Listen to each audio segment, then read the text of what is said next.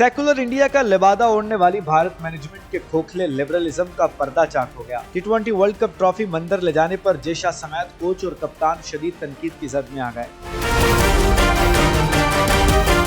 साबिक भारतीय क्रिकेटर और सियासतदान कीर्ति आजाद ने कहा कि अगर ट्रॉफी मस्जिद और गिरजाघर नहीं जा सकती तो मंदिर क्यों ले जाई गई। Mohammed Siraj world cup trophy मस्जिद नहीं ले जा सकते तो ऐसा क्यों किया गया। ट्रॉफी 140 करोड़ भारतीयों की है, किसी एक मजहब की नहीं।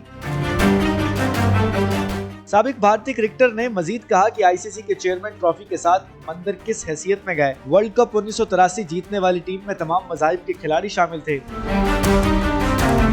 भारत में खेल और सियासत के मिलाप पर एक बार फिर सवालात उठने लगे। माहिरीन का कहना है कि खेल को मजहबी या सियासी रंग देने की बजाय उसे इत्तेहाद और हम आहंगी की अलामत ही रहना चाहिए।